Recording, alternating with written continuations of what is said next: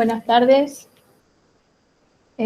Como sigo dando ingreso a los alumnos, si alguno quiere hacer alguna pregunta mientras continuamos con el ingreso, puedo ir respondiendo. Profe, yo quería preguntarle sobre si recibió mi mail que le mandé el miércoles Sí, pasado, el jueves pasado. Sí. El jueves. Sí, te voy a explicar ese tema.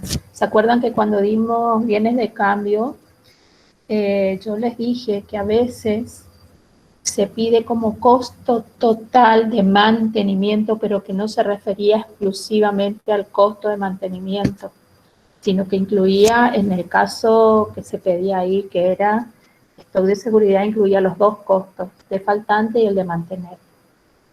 O sea que la respuesta era la suma de ambos. Sí, profe, lo que pasa es que cuando lo estudié de esa manera y yo le había mandado porque tuve la confusión cuando estaba estudiando que me guié con las soluciones del parcial del año pasado y lo mismo me pasó en otra pregunta porque yo pensaba de otra manera que al final eran las respuestas correctas, pero como tenía las soluciones de la cátedra del año pasado, dije, bueno, tenían Sí, otro criterio de corrección, no sé. recuerden una cosa, al examen del grupo que me pertenece, digamos, lo corrijo yo. Entonces, si bajo el supuesto de que hubiera dado como correcta la pregunta que tomaba, creo que el costo producto, la tasa de costo de mantenimiento, por el nivel de stock de seguridad, yo la hubiera tomado como mala, aunque ahí hubiera salido bien, porque no es que yo me quedo con las respuestas porque que salen, digamos, a la vista de ustedes, porque a veces por alguna causa se cargan mal, o sea, por error o uno tipió mal, o sea, a veces hay que elegir A, B, C y sin querer el que tipió A en vez de B. Entonces yo tengo la obligación de controlar todos los exámenes. Entonces no se guíen por otros exámenes si yo que estoy dando teoría les estoy diciendo cómo deben resolver eso. Y con respecto al otro tema, que es lo de tarjeta de débito, yo no me acuerdo si en clase no lo habíamos discutido a ese tema, pero ustedes piensen que ahí lo que se preguntaba si era una política de crédito. La pregunta que yo te hago es la siguiente.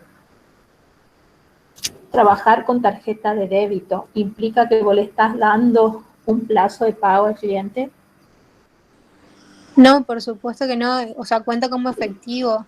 De hecho, yo lo O sea, pensé así cuando estaba estudiando, lo mismo me pasó con la otra y me guié por las soluciones del año pasado y pensé que tenían algún criterio diferente, no. entonces me terminé guiando por eso y al final me corrigió mal el aula virtual, Claro, digamos. porque ustedes lo que tienen que pensar es lo siguiente, si estamos hablando de política de crédito, ¿el crédito qué significa? Darle un plazo de pago al cliente. Con el débito no le estamos dando un plazo, estamos asumiendo nosotros unos costos, o sea que yo no lo incluiría como una política de crédito, es otro tipo de política, quizás como una política de comercialización, pero no como una política de crédito. ¿Está? Sí, profe, está bien. Sí, yo también lo pensé así, lo que pasa es que, bueno, Sí, cometí el yo error por... leí tu email, pero quise contestarlo acá en la clase para sacarle la duda a cualquier otro alumno que la tuviera. A ver, que Bueno, alguien me preguntó algo por chat, aguárdenme un minuto, por favor. gracias. No, por favor. La fórmula del costo asignado por precio de mercado, tasa libre de riesgo más prima de riesgo más el coeficiente de variabilidad. Lo que no entendés es el coeficiente de variabilidad es No, cómo puede afectar el mercado a la empresa. perfecto, profe. ¿Está? No, le escribí ahí porque no sabía si copié bien en la clase pasada. Ah, es Eso. una Claro, sí, beta, sí, se es llama beta, pero coeficiente beta. sí, sí, sí. Ah, Pues, lo puse como B sí, porque no. está bien, en la computadora no hay otra forma, a menos que entres a las fórmulas y busques el alfabeto griego, pero si no, no. Perfecto, profe. No, solo quería estar seguro si estaba bien la fórmula nomás. Sí, porque es la tasa libre de riesgo más el riesgo de mercado más el riesgo de la empresa, digamos. Son los tres elementos que componen. Profe, Gracias, Sí. profe.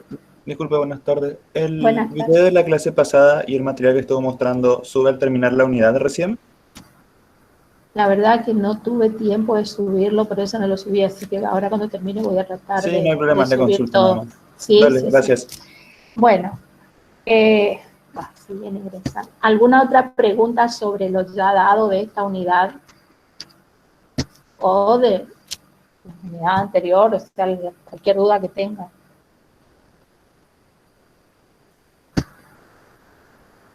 Bueno, ¿se acuerdan que el último? Sí, escucho. Profe, Julieta. cuando Sí. hablamos, vio que en el programa dice leverage promedio, se refiere al leverage financiero que estuvimos viendo en la clase pasada, ¿no? Para buscar en la Sí, bibliografía, por sí, eso sí. tiene Lo que diferentes pasa, títulos. escúchenme, ahora justamente es el tema que iba a retomar. El leverage medio es el leverage que surge analizando la estructura de financiamiento que tiene la empresa. Entonces, el efecto que causa las distintas dosis de endeudamiento en la rentabilidad del patrimonio neto. Yo les había dicho en la clase pasada que iba a traer un ejemplo para que veamos. Porque creo que les había hecho una pregunta, que ¿por qué ese endeudamiento puede causar efectos en la rentabilidad del patrimonio neto? ¿Y por qué a veces hablamos de que puede tener un efecto positivo, a veces no tener efecto y otras tener un efecto negativo? ¿Alguno de ustedes me puede decir algo si lo sabe al respecto? ¿Leyeron algo de leverage o no? ¿Por qué se produce el leverage? En la definición está, es el efecto que produce en la rentabilidad del patrimonio neto las distintas dosis de endeudamiento. Primera pregunta, ¿por qué no afecta la rentabilidad del activo? Porque el activo produce siempre una misma tasa, no importa cómo se financie. Exactamente. Eso es muy importante tenerlo en cuenta. Cuando uno habla de rentabilidad del activo, está hablando del activo independientemente de cómo se lo financie. En cambio, cuando hablamos de rentabilidad del patrimonio neto, incluimos ya el financiamiento ajeno. ¿Por qué? Porque es el pago de intereses a terceros va a afectar la rentabilidad del accionista, del patrimonio neto. Entonces, ¿qué ocurre? ¿Por qué a veces decimos que afecta en forma positiva, otras neutra y otras negativa? Yo puedo tomar un préstamo cuya tasa de costo sea igual a la rentabilidad del activo en el que se va a utilizar ese préstamo. ¿Eso qué significaría? Que la rentabilidad que yo obtengo del activo por acá, las tengo que pagar por este otro lado para pagar los intereses de la deuda. O sea que no me estaría afectando la rentabilidad del patrimonio neto, porque lo que gano por un lado lo pierdo por el otro. ¿Qué Ahí el leverage pasa? sería 1. Exactamente, ahí el leverage promedio sería 1. ¿Por qué? Porque no hay efecto en la rentabilidad del patrimonio neto. ¿Qué pasa si yo tomo un préstamo a un 15%, a una tasa de costo de un 15%, y me va a producir una rentabilidad de un 20%? O sea, lo voy a aplicar en una inversión de activos que rinde un 20%. En ese caso, ¿qué va a pasar? ¿Voy a ganar, voy a perder o voy a salir empatado nuevamente? Y es conveniente, digamos, ¿Por Se gana. qué? porque me estoy endeudando más barato de lo que, o sea, Exacto, me va a quedar una diferencia a mi favor. exacto. Esa diferencia va a ir ¿para quién? Para el patrimonio neto. O sea que va a aumentar la rentabilidad del patrimonio neto. Y a la inversa, si me endeudo caro, pago un 20% de costo por un préstamo y la rentabilidad que obtengo del mismo es de un 15%, ¿qué voy a hacer? Le voy a sacar utilidades al accionista para poder pagar el total de intereses del préstamo. Yo voy a compartir pantalla porque recién armé un Excel con las tres situaciones para que ustedes vean.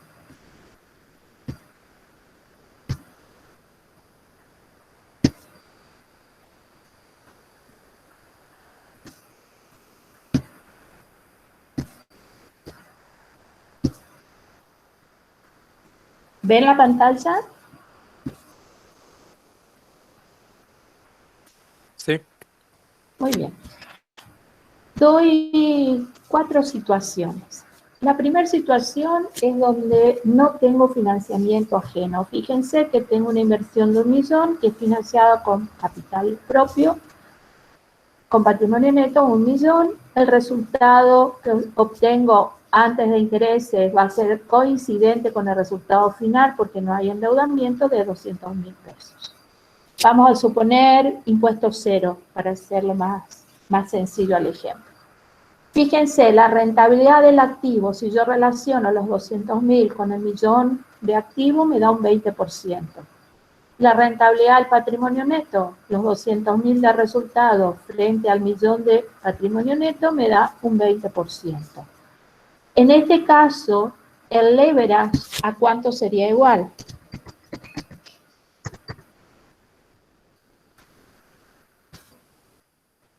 Recuerden, claro, ¿se acuerdan cómo se calculaba el leverage? La rentabilidad del patrimonio neto dividido la rentabilidad del activo.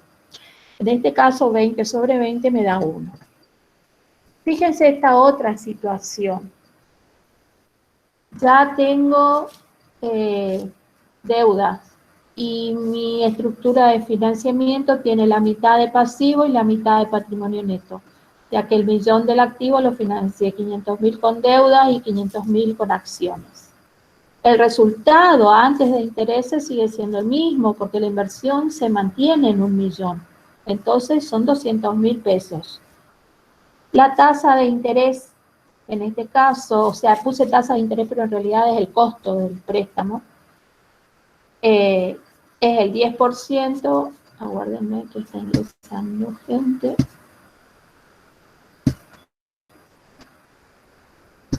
Es el 10%. Entonces tenemos sobre 500.000 pesos de pasivo, 50.000 pesos de costo financiero. Significa que mi resultado final va a ser de 150.000 pesos. Entonces, miremos, la rentabilidad del activo la mantenemos en el 20% porque no ha cambiado el resultado antes de intereses. La rentabilidad del patrimonio neto ya voy a tener que relacionar el resultado de 150.000 pesos dividido el capital actual, que es de 500.000 pesos. 150.000 sobre 500.000 me da un 30%. ¿Cómo es el leverage en este caso? 1,5. 1,5, 30 dividido 20. Es mayor que 1. ¿Por qué se da que sea mayor que 1? Por esta relación. Fíjense, la tasa de costo del préstamo es del 10%, mientras que la rentabilidad que produce ese préstamo es del 20%. Esa diferencia hace que el accionista gane y por eso se eleva la rentabilidad del patrimonio neto.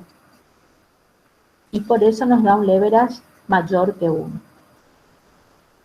Entonces, si ustedes tienen que explicar por qué el leverage es mayor que 1, no tienen que decir porque la rentabilidad del patrimonio neto es mayor que la rentabilidad del activo. Porque la rentabilidad del patrimonio neto es mayor, pero no porque sí, es como una consecuencia, digamos. La consecuencia de haberme endeudado a una tasa menor que la rentabilidad del activo. O sea, siempre la explicación de los valores del leverage se debe dar relacionando lo que yo acá marqué con amarillo, que son el costo del endeudamiento con la rentabilidad que produce. Hablar de que la rentabilidad del patrimonio neto es mayor que la del activo es una consecuencia de eso. ¿Está claro? Si remarco esto es porque es muy común que ustedes quieran referirse a la relación de las dos rentabilidades, pero ese no es el origen. Fíjense qué pasa en una situación en la que el costo del endeudamiento es del 20%, coincidente con la rentabilidad del activo. En este caso, fíjense que la rentabilidad del patrimonio neto se mantiene, no se ve alterada, por lo que hoy les explicaba, porque lo que gano por un lado lo pago por el otro. O sea, gano el 20%, pero también tengo que pagar el 20%. Y en este caso el leverage, ya que es igual,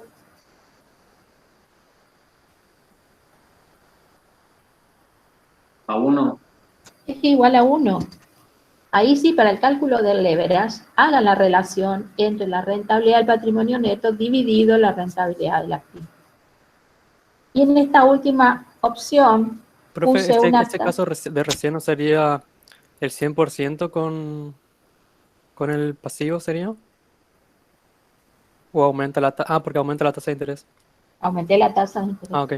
Sí, no, lo que estoy haciendo acá es bien mostrándoles cómo el costo del pasivo incide en la rentabilidad del patrimonio neto. ¿Está? Y es lo que me genera, en este caso, los distintos leverage. Esa fue la idea de este ejemplo. Ok, gracias. Fíjense acá que les puse una tasa del 30%. El 30% hace que mi resultado final pase a ser 50.000 pesos y que la rentabilidad del patrimonio neto baje al 10%. En este caso, el leverage, ¿qué valor adquiere? Entre 0 y 1.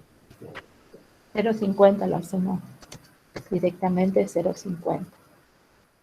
Pero fíjense, en este caso, ¿por qué se dio esta situación? Porque me estoy endeudando a una tasa muy alta. Fíjense, por la deuda voy a pagar el 30%, mientras que esa inversión que voy a realizar con ese endeudamiento me va a dar un 20%. Significa que para hacer frente al pago de los intereses de la deuda le voy a tener que sacar utilidades que tenían ya los accionistas por otro lado y se van a ver perjudicados. Por eso es que el leverage en este caso es menor que 1. Por eso se habla de leverage positivo o mayor que 1, negativo o menor que 1 o neutro. Fíjense acá que hay dos situaciones en las que se da el leverage neutro. Una, cuando no hay endeudamiento.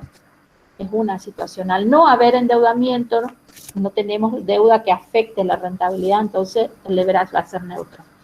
Mientras que la otra situación es cuando la tasa de costo del endeudamiento coincide con la rentabilidad del activo. ¿Quedó entendido esto? Sí, profe. ¿Todos lo entendieron? Y alguien, les digo porque es un tema muy importante que sí o sí lo tienen que entender. Fíjense que yo acá trabajé con la estructura de financiamiento de una empresa. Este leverage que yo he calculado acá de esta manera se llama leverage promedio. Yo no fui analizando cada uno de los pasivos en forma individual. Simplemente dije, el total de pasivos tiene promedio esta tasa de costo y hice el cálculo. O sea que es un leverage marginal, pero que no me va a mí permitir decidir hasta cuándo puedo endeudarme. Porque en teoría, si el leverage es mayor que 1, uno podría seguir endeudándose. Ahora bien, ¿qué puede ocurrir? Si yo trabajo con el leverage promedio, que es el que yo acabo de calcular. Supónganse que mi leverage promedio es 1,5. Pero resulta que dentro de estos 500.000 pesos de pasivo, hay un pasivo que tiene una tasa de costo del 25%. un pasivo chiquito, pero tiene una tasa de costo del 25%. Supónganse que de los 500.000 pesos hay 10.000 pesos cuya tasa de costo no es el 20, como es la tasa en promedio de los pasivos, sino que esos 10.000 pesos tienen una tasa de costo del, no, perdón, acá era el 10% la tasa de costo. No es ya del 10% como era el promedio, sino que esos 10.000 pesos tienen una tasa de costo del 20%. ¿Ustedes qué me dirían en este caso? Tengo una deuda dentro de los 500.000 pesos, hay 490.000 pesos con tasas sumamente bajas. Y hay una de 10.000 pesos, la última deuda que tomamos, que ya me cobraron el 20% de interés. Sin embargo, el leverage promedio es 1,5. ¿Por qué? Porque esta deuda, que es más pequeña, no tiene mucho peso todavía como para incidir, digamos, en el leverage promedio. Entonces, esta es la última tasa que hemos obtenido al endeudarnos. La pregunta que les hago es, ¿tenemos que seguir endeudándonos? ¿Hasta cuánto? No, no conviene. Porque a partir de ahí como que el endeudamiento empieza a ser más caro que la rentabilidad del activo. Exactamente. Fíjense que acá ya con estos 10.000 pesos que me endeudé estoy saliendo pata. ¿Por qué? Porque estoy pagando el 20% y estoy ganando por otro lado el 20%. O sea que no debería haberme endeudado. O digamos, lo hice, bueno, no me va a afectar. Todo sale bien, ¿no es cierto? Entonces, este leverage que yo estoy acá calculando al tomar la última dosis de endeudamiento es lo que se llama el leverage marginal. ¿Y cuándo voy a decir que está mi punto óptimo de endeudamiento? Cuando ese leverage marginal sea igual a 1. Fíjense, acá el leverage de estos últimos 10.000 pesos que tomamos es 1, porque tomé un endeudamiento del 20% que me va a generar una rentabilidad del activo del 20%. Seguramente el próximo endeudamiento que tome, supónganse que tome otros 10.000 pesos, ya no me van a cobrar el 20%, a lo mejor ya me cobran el 22%. Entonces yo voy a decir, voy a tomar, ¿sí? Entiendo lo que dice, pero ¿por qué va a ser así? No necesariamente tiene que ser al 22, también puede ser que me presten al 15. Estamos suponiendo que tu tasa de costo de endeudamiento está elevándose porque a medida que más te endeudas, más riesgo tiene tu acreedor, digamos, de cobrarte. Entonces es normal que las tasas de costo del endeudamiento se mantengan constantes hasta un determinado nivel y después de a poquito empiecen a subir. No es lo mismo que vos te endeudes con 100.000 pesos a que vayas y tu deuda ya sea 10 millones. ¿Está? Súper, gracias. Bueno, entonces fíjense, ahora yo me sigo endeudando hasta el 20%, digamos, ahí estaría mi punto óptimo, pero ya en mi próximo endeudamiento ya el banco quien me preste ya me va a cobrar un costo del 22%. En ese caso, ese 22% está por debajo de la rentabilidad que produce. Y a lo mejor, aún así, el leverage promedio sigue siendo mayor que 1, porque a lo mejor no tiene mucho peso todavía estos otros 10.000 pesos. Pero sin embargo, haciendo el análisis de este préstamo y la rentabilidad que va a producir, yo digo, no me endeudo, aun cuando el leverage promedio sea mayor que 1. ¿Por qué? Porque ya este leverage marginal es menor que 1. ¿Entienden cómo se debe hacer el análisis para determinar el punto óptimo de endeudamiento? Digamos entonces, profe, que que la rentabilidad activa actuaría como una tasa de corte, por decirlo así, por Y decirlo, sí, exacto, para ver si sí, me sí, conviene o no endeudarme, digamos, desde el punto de vista marginal, digamos. lógico, porque vos no podés tomar un préstamo si no vas a cubrir con lo que te va a producir los intereses. O sea, ¿quién lo va a hacer? Estamos hablando del punto de vista económico. Distinto es que, bueno, a vos te gustó una moto determinada, vas y te la compras porque te gustó. Ahí ya es subjetivo. Estamos hablando objetivamente hasta cuándo vos tendrías que endeudarte, digamos. O sea, si tu préstamo tiene una tasa de costo y no tasa de interés, no la tasa de interés que te cobra el banco, sino que ustedes tienen que tener en cuenta la tasa de interés, los gastos del préstamo, es decir, el costo financiero. ¿Estamos? Y si vos sabés, y les digo más, se puede hilar más fino todavía y uno podría decir, bueno, voy a comparar la tasa de costo después de impuestos, se ha neteado el efecto impuesto, con la tasa de rentabilidad después de impuestos también. Eso sería aún mejor todavía. Entonces, pero olvídense, supongamos que no hay impuestos.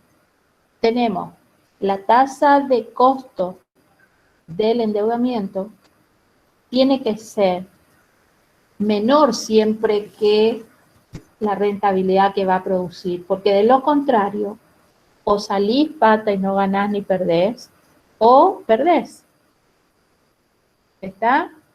¿Quedó entendido esto? Profe, una ¿Quedó? consulta. ¿Sí? En la bibliografía se habla del leverage operativo y lo distingue también del financiero y el combinado. No, sí, pero nosotros acá hablamos solamente del leverage financiero. Sí, esa era mi duda justamente. Sí, Está. porque el otro es un tema de otra materia. Entonces nosotros acá estamos con leverage financiero únicamente. Ok, ¿Verdad? gracias. Profesora, le hago una consulta. Usted me habló de costo financiero total, supongamos un Sí, préstamo. El sí. banco me hace una oferta de un préstamo al 55. Hoy, supongamos que tenemos ronda la inflación un 50, 52 anual. Está licuado. En ese caso, ¿qué análisis debiese hacer la empresa? Y Digamos? O sea, por el mero hecho de tomar. en ese caso tendrías que trabajar todo con tasas reales, tanto en lo que se refiere a la tasa de rentabilidad como a la tasa del endeudamiento. No podés Pero comparar. sí, sí, yo lo entiendo, pero mi consulta es, en ese caso, digamos, Sí, yo tomo el préstamo y no hago nada, digamos, con esa plata. Ya no estaría perdiendo, digamos. O sea, saco del banco la plata y se ligó sola, digamos. sí, se licuó sola en la medida que vos la inviertas, si no, no. Si vos sacás 1.000.000 de pesos hoy, 100.000 pesos, vas al banco a obtener un préstamo hoy. Sí, Lo guardás bajo el colchón. Está bien, se licuó, pero el día dentro de un año, cuando tengas que pagar esos 100.000, no te van a decir tráeme 100.000, tráeme 150.000. Y si vos lo tenías bajo el colchón, ¿de dónde sacaste los 50.000? Por más que la inflación te los licúe. No sé si entendés el ejemplo. sí. Gracias. Por eso, o sea, la inflación licúa, pero para eso tenés que invertir. Si no, no. Si vos tenés la plata guardada, de algún lado vas a tener que sacar los 50.000 pesos de intereses. Todo está en invertir ganándole a la inflación. O sea, obtener un préstamo con tasa real negativa e invertirlo con tasa real positiva. Pero para hacer ese tipo de análisis, las dos tasas tienen que ser tasas reales. ¿Alguna otra pregunta? Bueno, quedó claro entonces lo que es el leverage promedio y lo que es el leverage marginal. Recuerden que para el cálculo del leverage marginal, lo que se hace es se toma la rentabilidad que me produciría el último peso de un endeudamiento versus su costo. ¿Está? Siempre del último peso. Muy bien. Yo les voy a mostrar acá. Aguárdenme. Acá está. Bueno, esto creo que ya lo vieron en la clase pasada, el concepto de lo que es el efecto palanca o leverage. Después, los valores que adquiere. Fíjense, acá alcanzan a ver esta filmina. Está lo que acabamos de ver. El leverage marginal es la TIR marginal dividido el costo marginal, o sea, TIR marginal que es la tasa de rentabilidad del último peso que obtengo, dividido el costo del financiamiento, del endeudamiento de ese último peso. Y el nivel óptimo de endeudamiento es que el leverage marginal sea igual a 1, tal como lo vimos recién en el ejemplo. Porque yo hago mucho hincapié cuando digo nivel óptimo de endeudamiento, porque muchas veces confunden el nivel óptimo de financiamiento con el nivel óptimo de endeudamiento. A ver, ¿alguno de ustedes se acuerda cómo se determinaba el nivel óptimo de financiamiento?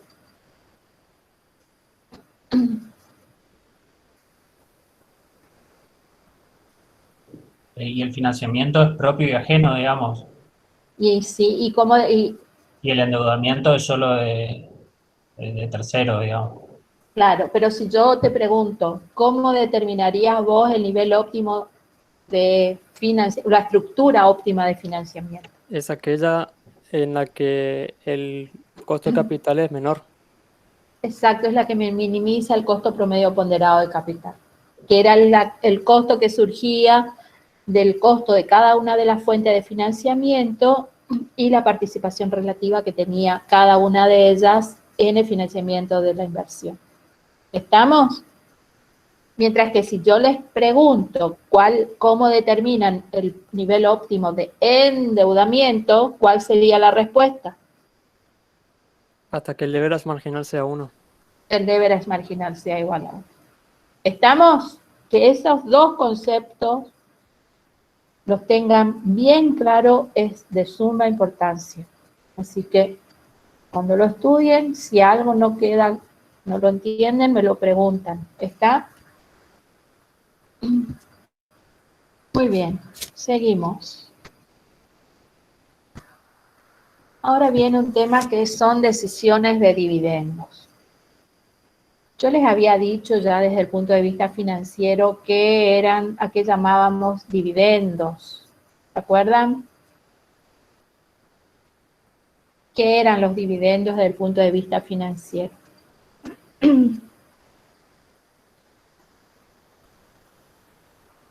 A la distribución de utilidades, pero en efectivo. Muy bien, es la parte de las utilidades que se distribuye a los accionistas en efectivo. O sea que, ¿qué efecto va a tener la distribución de utilidades o de dividendos desde el punto de vista financiero en el patrimonio neto?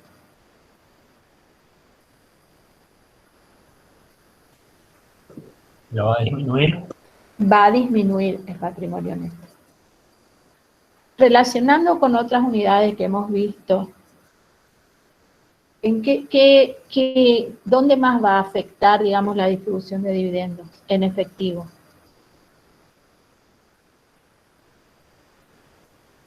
Ojo, que pueden ser efectivo o pueden ser derechos o inversiones de fácil realización. ¿Está? ¿La liquidez? Sí, pero dentro de la estructura patrimonial de la empresa, ¿Del ¿dónde más activo, va? profe? ¿De qué manera? Disminuyéndolo. Va a disminuir el activo. Y dentro de lo que es el activo va a afectar el capital de trabajo. Fíjense que cuando uno habla de dividendos, afecta patrimonio neto y afecta capital de trabajo. Y es por eso que cuando ustedes en una de las primeras unidades hacían el cuadro de fuente y uso de fondos, la distribución de dividendos en efectivo aparecía como que como un uso o como una fuente. Como un uso. Como un uso de fondos. Ahora, aparecía cuando uno hacía el análisis del cuadro fuente y uso de fondos sobre la base caja o sobre la base capital de trabajo.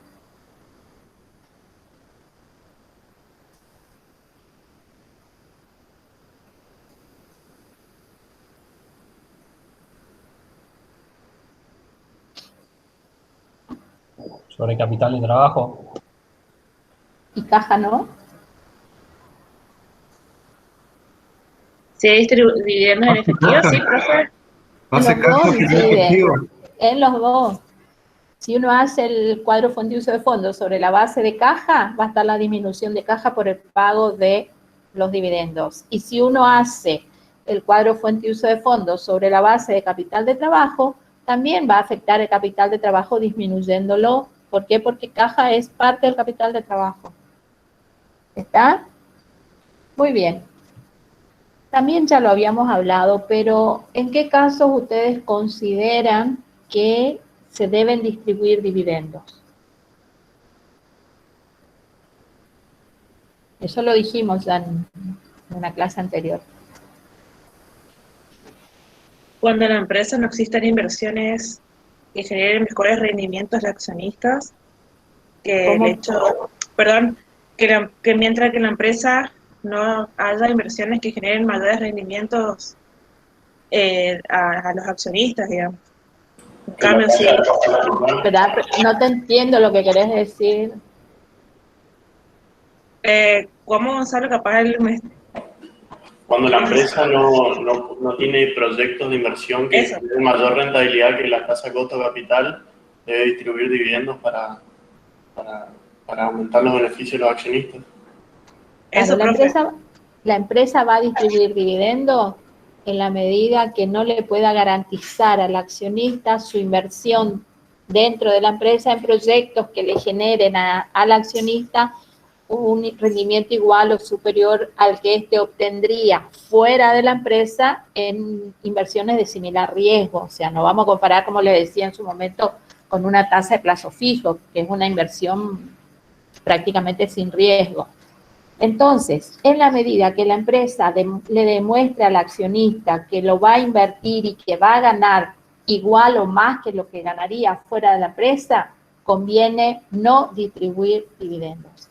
Ahora, no siempre las empresas pueden seguir estas políticas o no siempre los accionistas van a aceptar esto, porque recuerden que el gerente financiero va a asesorar al respecto, va a pedir, va a hacer todo el análisis, la exposición de proyectos y demás, tratando de convencer a la asamblea. Pero en última instancia es la asamblea accionista la que va a decir sí o no. Hay empresas, primero, que son startups. En esas empresas, por ejemplo, directamente al inicio no se distribuyen dividendos porque son empresas que están creciendo. Y generalmente los accionistas de esas empresas es gente joven. Entonces, que quiere dejar el dinero para crecer. Hay otras empresas en las que los accionistas, la mayoría de los accionistas son gente grande, digamos, que realiza su inversión para tener un ingreso adicional a la jubilación.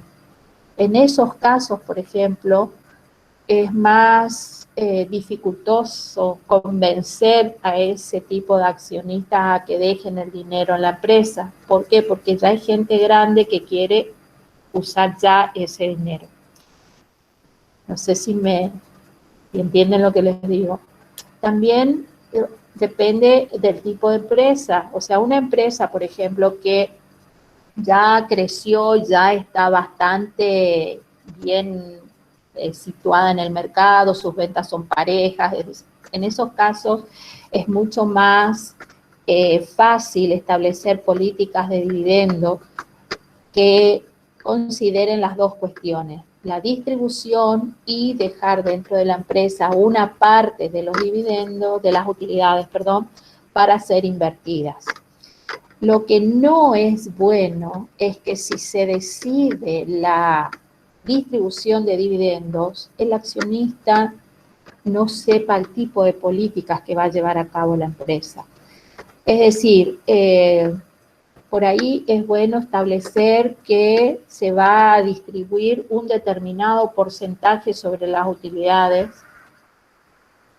siempre, no ir cambiando, o establecer que todo, o sea, en principio y en la medida que haya, los dividendos van a ser constantes, e incluso si en determinado momento las utilidades crecen por X causa, tampoco es conveniente distribuir dividendos sobre esas utilidades en exceso, porque el accionista puede llegar a creer que son utilidades que el año siguiente las va a volver a recibir y a lo mejor no es así. Entonces, por ahí conviene que la empresa distribuya un dividendo constante y cada determinada cantidad de años, si hay un extra, cosa de que el accionista no vea mal que en determinado momento tuvo mucho y después tiene menos.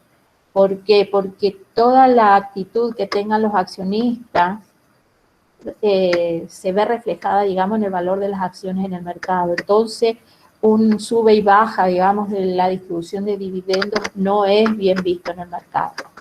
Eso respecto de de tomar la decisión de distribuir dividendos, ¿cómo hacerlo? ¿Estamos hasta acá? ¿Entienden lo que les dije? Sí, profe. ¿Sí? Bueno, vamos a mirar, a ver qué tenemos acá. Bueno, por un lado, fíjense, dividendos, dice pago en efectivo efectuado por la empresa a sus accionistas tomando las utilidades del ejercicio o ejercicios anteriores. Eso ya lo habíamos hablado. Profe, ¿le puedo hacer dos consultas? Sí, sí. La primera es respecto a este tema. Sí. Si las empresas, sobre todo las empresas grandes, no tienen obligación de establecer, digamos, la fecha en la que van a distribuir los dividendos.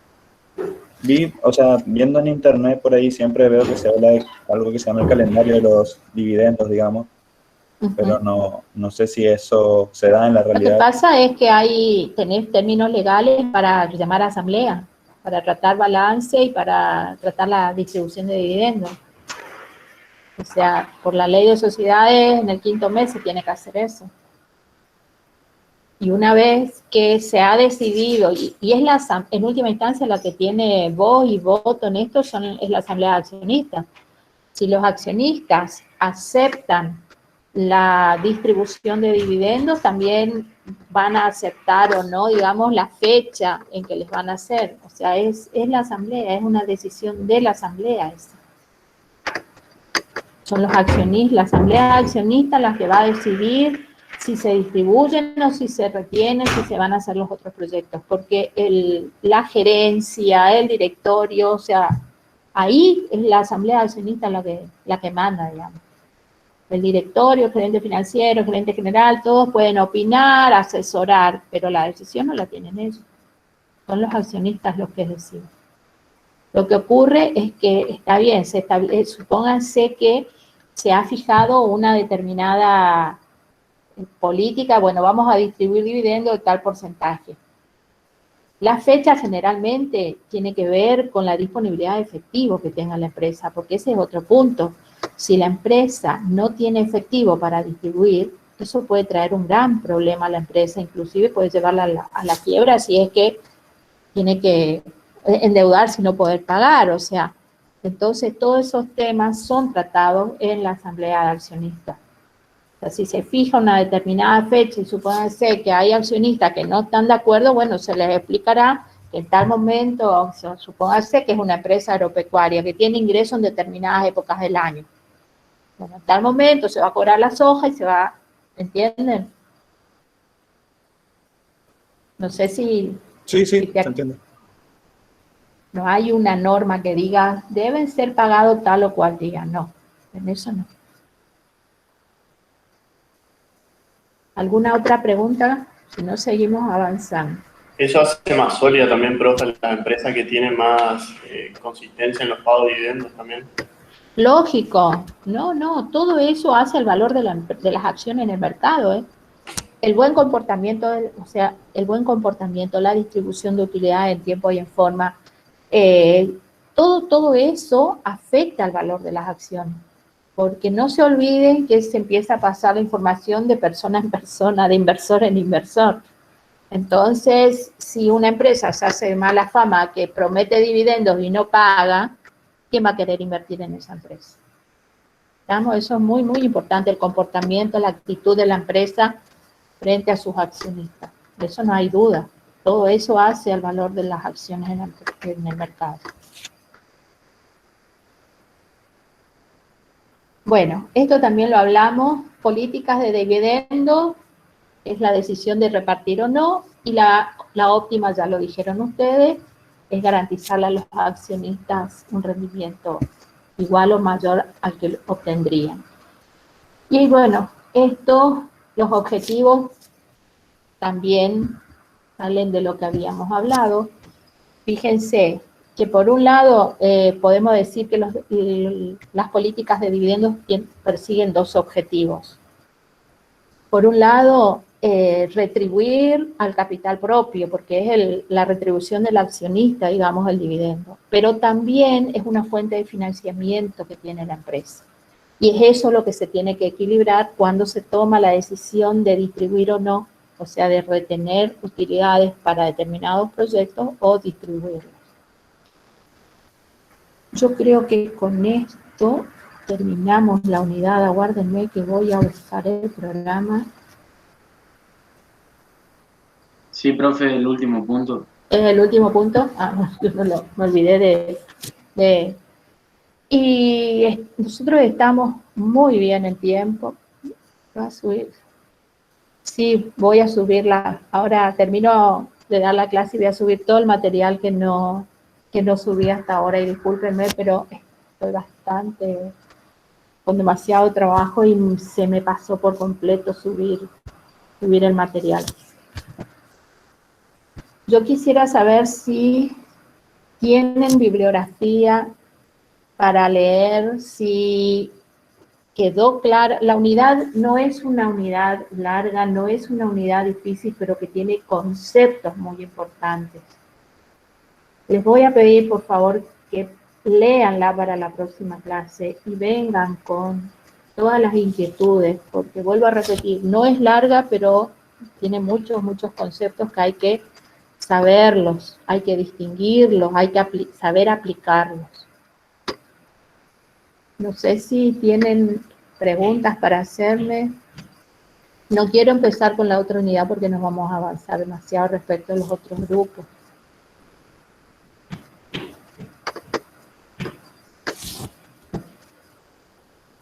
Por ahí, profe, en la bibliografía, como decían ustedes, en el libro de Pascal hablaba mucho del leverage operativo. Por eso por ahí ya les digo que no. Quería saber por eso y ahora se entiende, digamos. Y otra bibliografía no teníamos.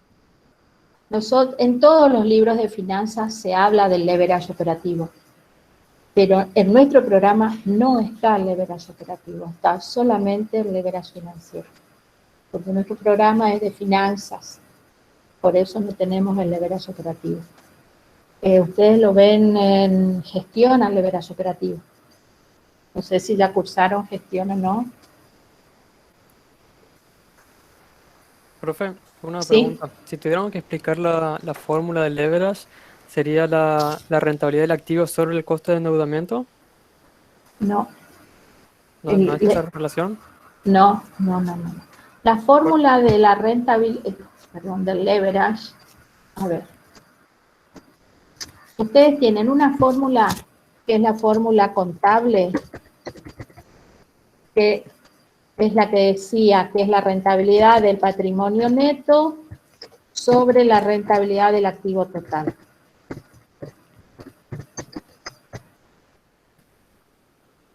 ¿Cómo sacaban esas rentabilidades? Bueno, acá hay una gran discusión, pero en general en todos los libros dice que la rentabilidad del patrimonio neto es el resultado después de intereses y antes de impuestos sobre el patrimonio neto, y que la rentabilidad del activo es el resultado antes de intereses e impuestos sobre el activo total. Yo no estoy de acuerdo con esta, pero bueno. Desde el punto de vista financiero, el leverage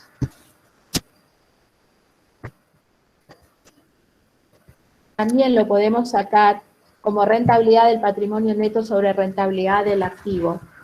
Pero yo ya tomaría el resultado, o sea, cuando hablo de rentabilidad del patrimonio neto, yo estoy incluyendo el resultado final, después de impuestos. ¿Por qué? Porque al accionista no le podés decir vas a ganar 20 y después le das 10 porque 10 te comió el impuesto a las ganancias. Entonces, la rentabilidad tiene que ser, desde mi punto de vista, la rentabilidad, o sea, el resultado final del estado de resultados sobre el patrimonio neto, no antes de impuestos. Y lo mismo para el activo, sin considerar los intereses, solamente descontándole el impuesto de la parte operativa, digámoslo así, sobre el activo. Ahora bien, también se puede trabajar desde el punto de vista financiero sobre haciendo un cociente entre dos TIR.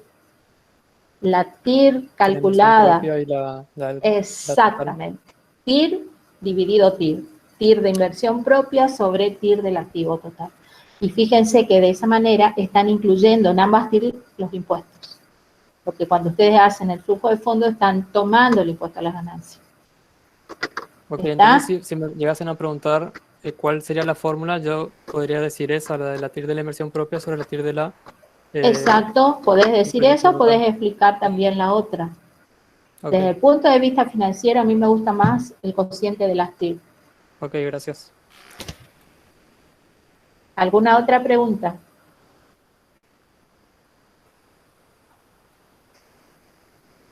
Bueno, yo los libero, sí.